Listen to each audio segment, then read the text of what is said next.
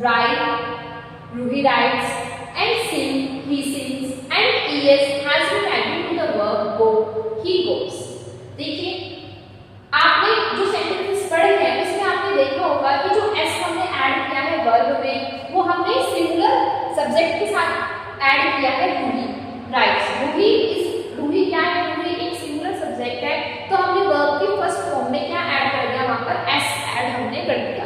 लेकिन सिंगुलर में ही हम यूज करते हैं s या es का, जैसे ही सिंगुलर है तो हमने ही के साथ ही यूज किया s का, इसी तरह es का भी यूज हम कहां पे करेंगे, वर्ब जैसे गो हमेशा अपने साथ में es फॉर्म को जोड़ता है, इसमें हम s यूज नहीं करते, he goes, इस तरह हम यूज करते हैं। अगर आपका सिंगुलर सब्जेक्ट होता है तभी हम आपका s या es यूज करते हैं वर्ब की फर्स्ट फॉर्म में। अगर आपका सब्जेक्ट सिंगुलर नहीं है, वो आपका प्लूरल है, तो हम वहां पे s या es यूज नहीं करते, वहां हम ओनली जो भी आपको वर्ब दी हुई होती है वही सेम टू सेम हम यूज करते हैं। जैसे सपोज कीजिए आई, वी, यू, दे, इन सब के साथ गो ही रहेगा, ईट ही रहेगा, सिंग ही रहेगा, शी ही के साथ में गोज हो जाएगा, ईट्स हो जाएगा, सिंग्स हो जाएगा। ऐसे ही रीना एंड रेशा के साथ में गो रहेगा, ईट रहेगा और सिंग रहेगा। प्लूरल के साथ में हम कोई भी चेंजेस नहीं करते, जो भी चेंजेस हम करते हैं वो हम सिंगुलर के साथ में करते हैं। Let's do some questions. I like to play chess with my sister.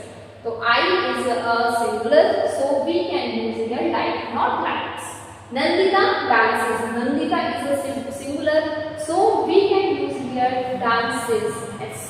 He is also a singular, so we can use writes. Mini and Aisha, we cannot use s here because Mini and Aisha are plurals. Okay, ये आपका plural हो गया, मेरे दोनों की बात करें दोनों प्लूरल है, इसलिए हम यहाँ पे s से es यूज नहीं करेंगे, हम यहाँ पर सिर्फ what यूज करेंगे। They read a poem every day. They के साथ भी हम they के साथ भी हम s से es यूज नहीं करेंगे, हम सिर्फ read यूज करेंगे। ऐसे ही we के साथ भी हम s से es नहीं यूज करेंगे। ओके, सो आई